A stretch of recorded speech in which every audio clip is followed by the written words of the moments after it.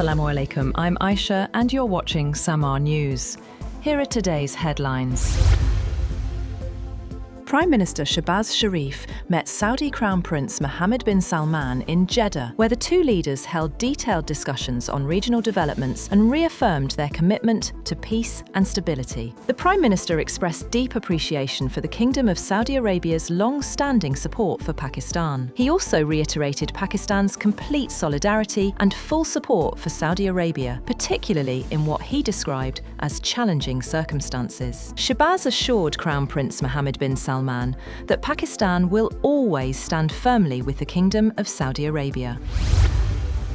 French President Emmanuel Macron has condemned an attack in northern Iraq that killed one French officer and wounded several soldiers in the Erbil region. France's army said 6 French soldiers providing counter-terrorism training in the region were wounded in a drone attack just hours after an Italian base was also targeted in the area. In a post on X, Macron said Chief Warrant Officer Arnaud Frion died for France, and several of our soldiers have been injured in the attack. He said the attack against French forces engaged in the fight against ISIS since 2015 is unacceptable. US President Donald Trump has issued a strong message on social media, claiming that the United States is overwhelmingly defeating Iran militarily and economically. According to Trump, US military operations have significantly weakened Iran's defense capabilities. He claimed that Iran's Navy and Air Force are no longer operational, saying the country's military infrastructure has been severely damaged. He also claimed that Iranian leadership has been wiped out, stating that their leaders have been erased from the page of their identity. The US president also issued a direct warning, saying the world should look what happens to these madmen today.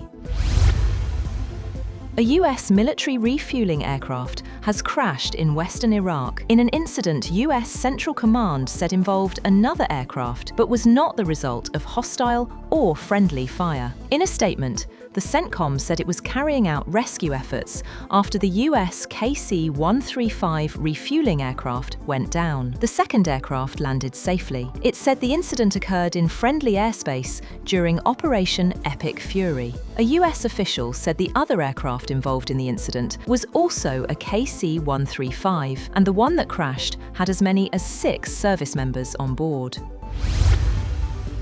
Iran's new supreme leader, Mojtaba Khamenei, has vowed revenge for the deaths of Iranian leaders and warned the Strait of Hormuz will remain closed.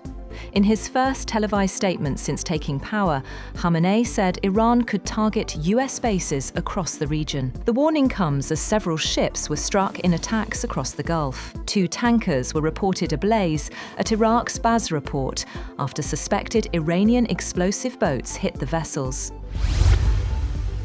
Energy Secretary Chris Wright has admitted that the US Navy is not yet ready to escort oil tankers through the Strait of Hormuz. Speaking to CNBC, Wright said US military assets are currently focused on strikes against Iran's offensive capabilities. He said the Navy could begin escorting tankers later this month, as preparations continue with the Pentagon.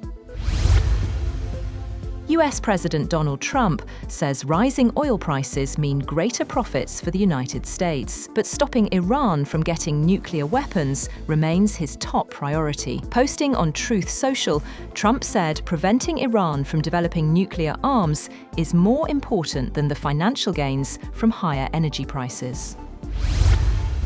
And the United States has issued a 30-day waiver for countries to buy sanctioned Russian oil and petroleum products currently stranded at sea, in what Treasury Secretary Scott Bessent said was a step to stabilize global energy markets roiled by the Iran war. The move was the latest attempt by President Donald Trump's administration to tame energy prices, after the US and Israeli strikes on Iran and the subsequent response by Tehran widened regional tensions and paralyzed shipping through the Strait of Hormuz, disrupting vital Middle East oil and gas flows and sending energy prices higher.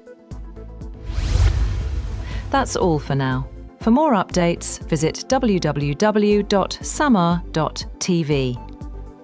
Thank you for watching Samaa News.